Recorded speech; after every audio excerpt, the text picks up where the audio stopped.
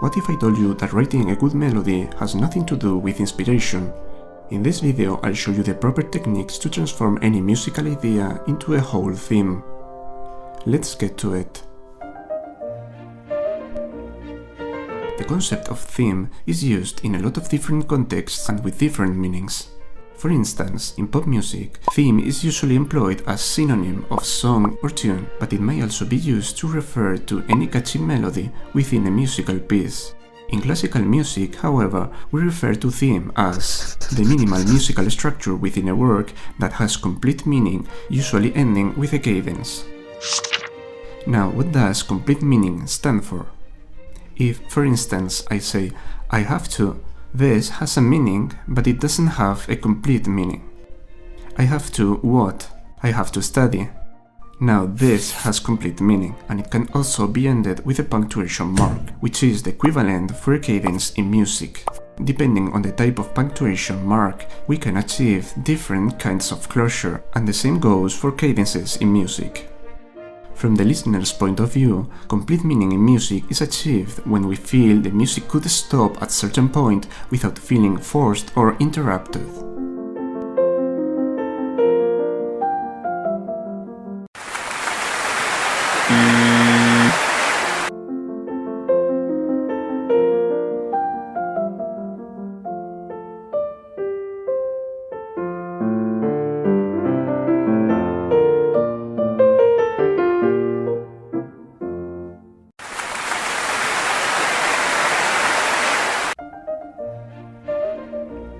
According to William CAPLIN, there are two main types of themes.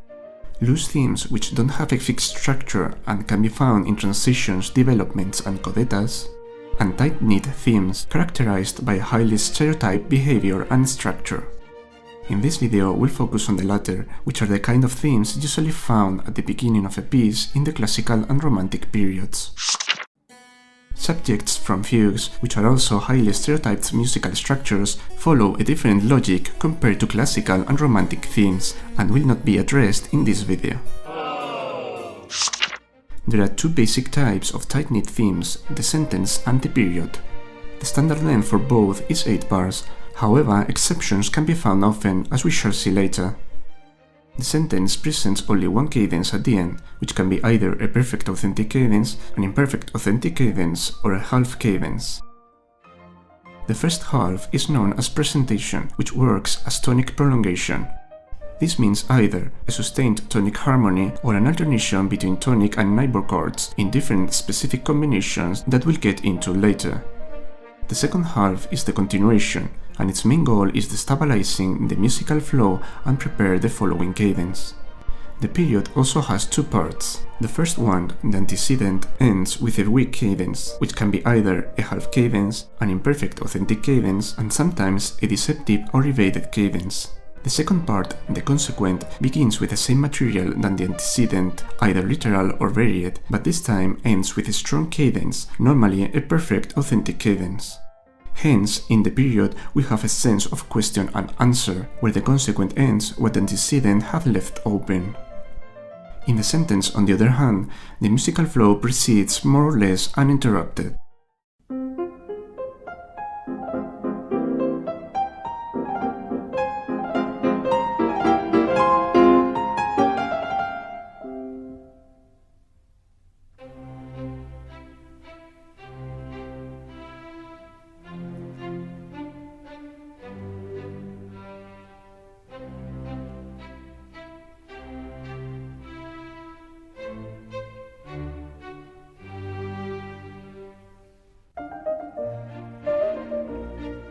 Sentence always begins with a 2 bars long basic idea. Mind that a basic idea is not exactly a motif, but rather a group of them, just like words can be built from morphemes. As a rule of thumb, the simpler the basic idea is, the better.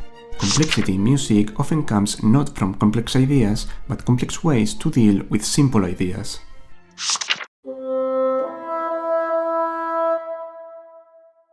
Basic ideas are usually built on tonic harmony, like in this example. Of tonic beginnings where the basic idea doesn't start on tonic harmony, but rather on dominant harmony, are also possible but less common.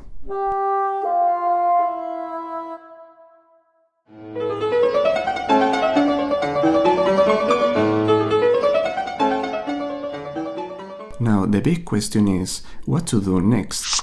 The followings are the standard procedures for bars 3 and 4: exact repetition, melodic transposition, sequence, and continuous phrase. In the exact repetition, the basic idea is repeated next with the same harmony and melody. Minor variations are admitted in this process in order to avoid an excess of monotony.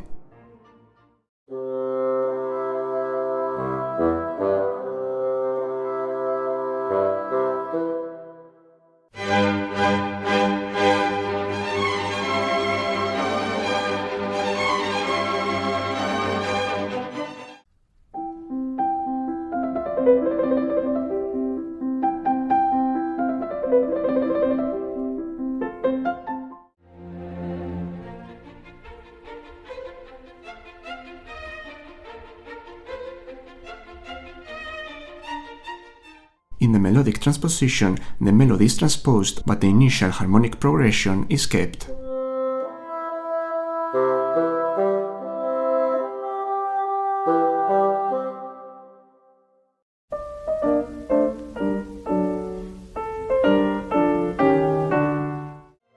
In the sequence, both melody and harmony are transposed to a different scale degree.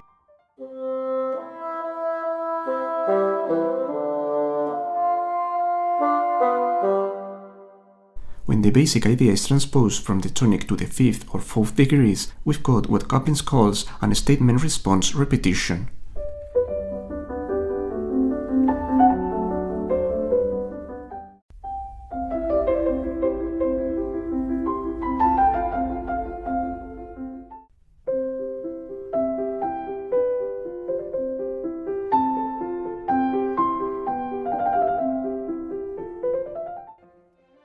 The final type, and my favorite, is the continuous phrase.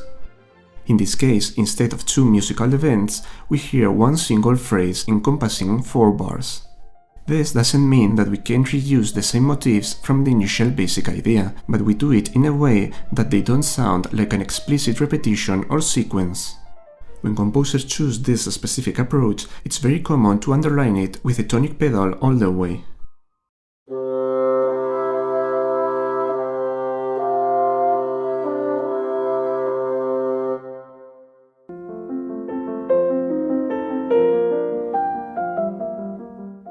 For the continuation, we've got two main options: sequential continuation and fragmentation. Sequential continuation occurs when the first 2 bars of the continuation resemble the whole initial basic idea. This usually happens when the presentation was set as a repetition or sequence of the basic idea, so it actually feels like a third repetition.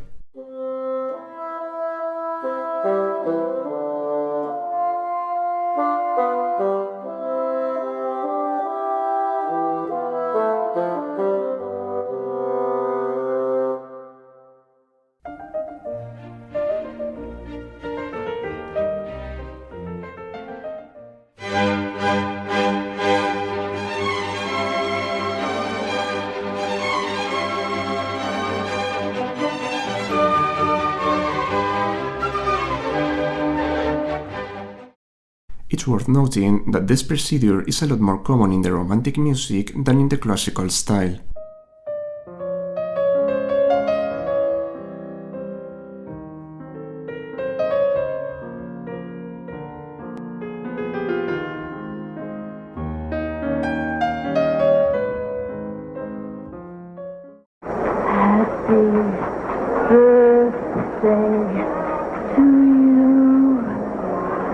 Happy birthday to you. Happy birthday, Mr. President. Happy birthday to you. Fragmentation consists of breaking down the basic idea into smaller segments, which is usually accompanied by a faster harmonic rhythm. When these smaller segments are still motivically related to the basic idea, we may speak of a contraction or liquidation process.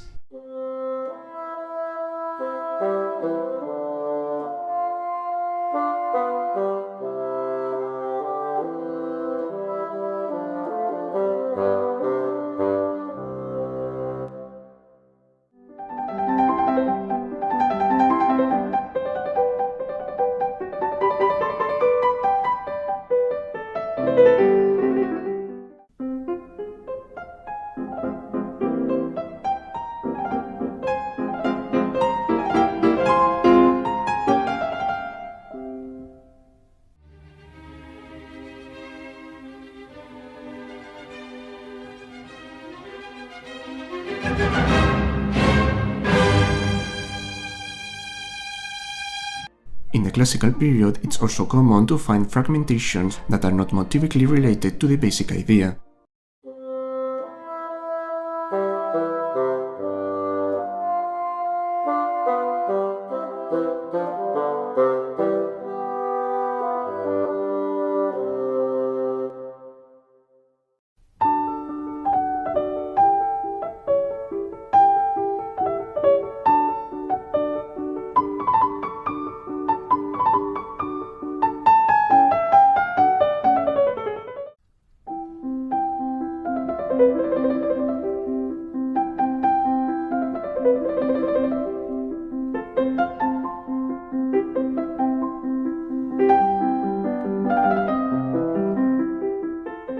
As we already mentioned, the sentence can end with three types of different cadences. The perfect authentic cadence is the most conclusive one, akin to the period as punctuation mark. In this type of cadence, the bass moves from the fifth to the first degree, while the top line resolves to the tonic by a stepwise motion either upwards or downwards. The imperfect authentic cadence is the same, but the top line resolves to a different note than the tonic, usually the third of the tonic chord. This cadence is slightly less conclusive than the previous one, and is usually compared to the comma. And finally, the half cadence ends with a dominant triad on the fifth degree, which can be preceded by a tonic or subdominant chord, and sometimes its own secondary dominant. Unlike in the previous cadences, in the half cadence the resolution of the top line is not so important, as long as it proceeds by a stepwise motion. Since this cadence is a kind of open ending, as it resolves on dominant harmony instead of tonic, it has been compared to the use of suspension points. Now let's listen to all three types of cadences and how they affect the closure sensation.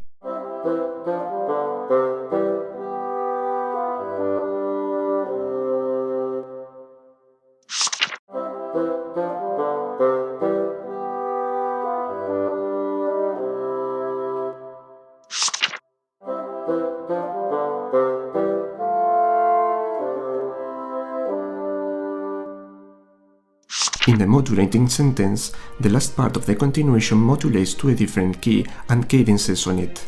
The most common keys to modulate are the fifth degree if the initial key is in major mode and the third degree if it's in minor mode.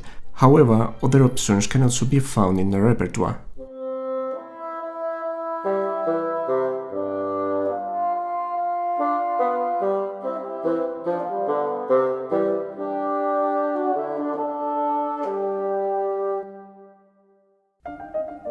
The antecedent phrase of the period can be said in any of these two patterns, the question-answer and the mini-sentence. In the question-answer pattern, we start with a 2 bars long basic idea, just like in the sentence, and this is replied by a contrasting idea of the same length, which leads to a weak cadence. Composers normally look for a strong contrast between both ideas.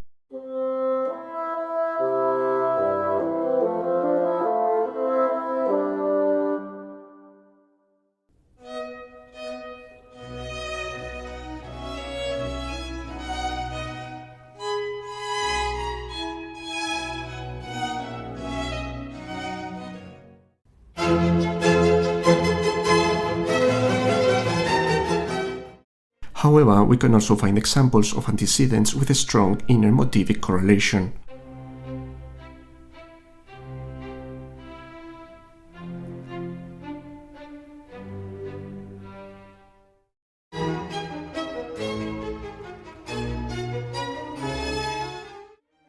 In the mini-sentence, the whole antecedent is built after the same principles of the sentence, but compressed in 4 bars instead of 8.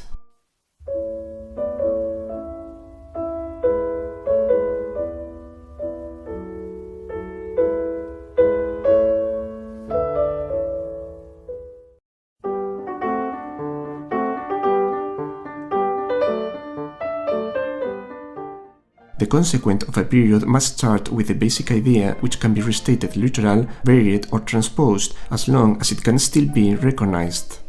The contrasting idea from the antecedent can be restated too after it, or it might be substituted by something else, but in any case the consequent must always end on a strong cadence.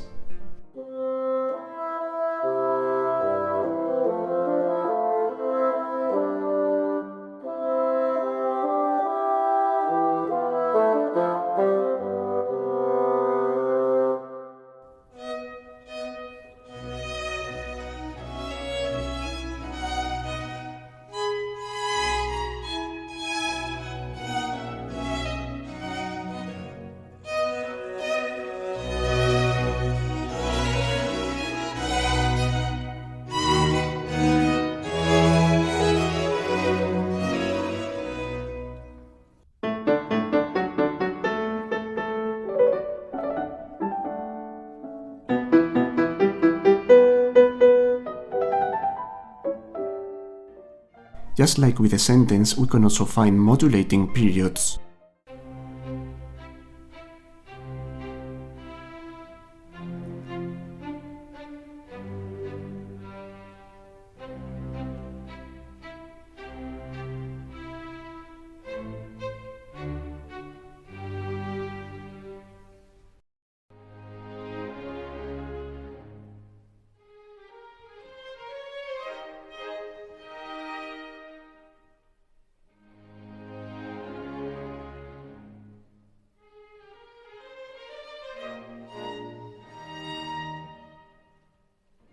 An interesting variation of the period is the so-called anti-period, which is essentially a period in which the order of the cadences is reversed. Here, the antecedent ends with a strong cadence and the consequent does with a weak one.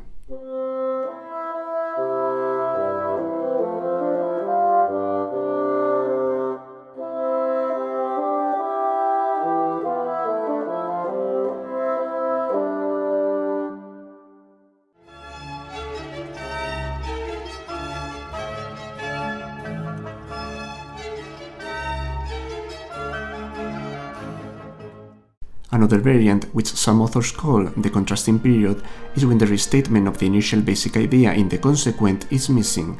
These special types of themes share common features with the period and the sentence at the same time, and William CAPLIN considers them hybrids.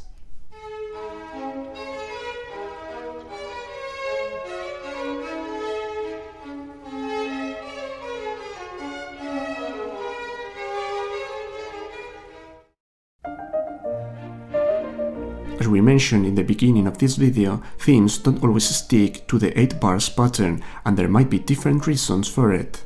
Firstly, sometimes one of the parts of a theme is simply shorter or longer than usual, and there is absolutely nothing wrong with that.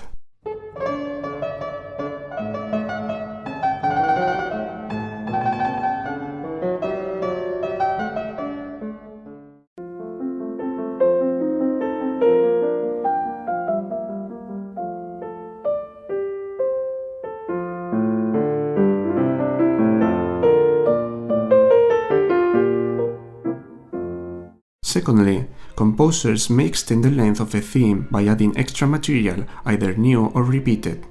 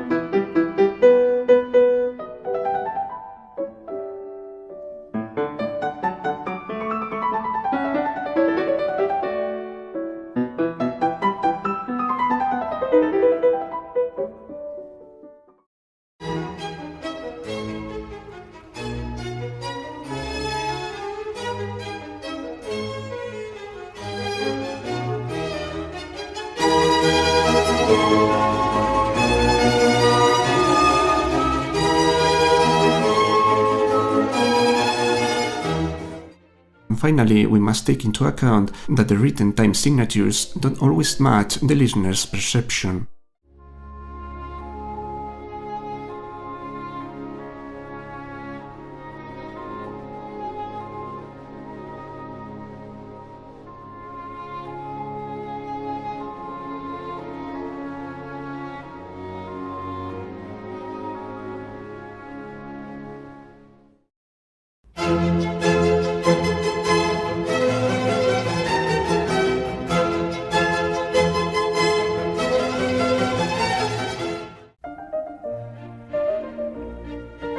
Compound themes are built as 16-bar structures in which at least one of the halves can be identified as a standalone 8 bars long theme. The compound sentence is a especially sophisticated case, usually appearing at the beginning of a work. In this type of compound theme, we've got an initial 8-bar structure, which functions as a long presentation, followed by an 8-bar long sentence, which as a whole might be interpreted as a big continuation at the same time.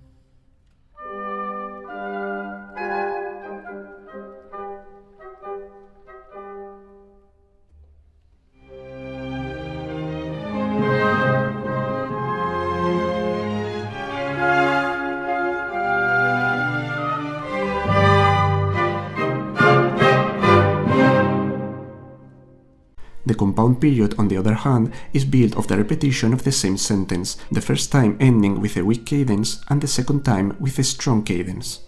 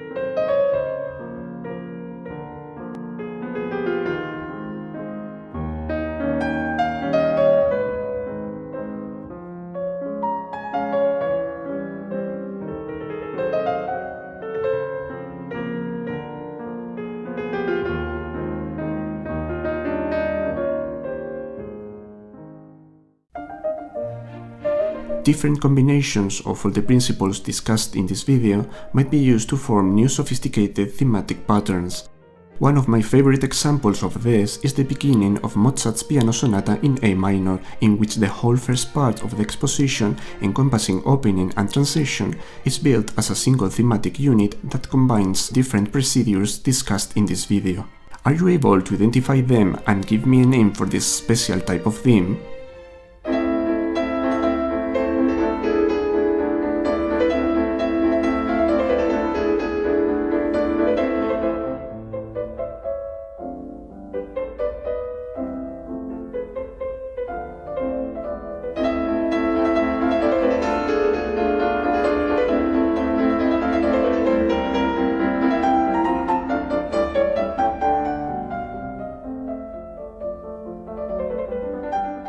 That's all for now. Let me know if this video was helpful and see you next time.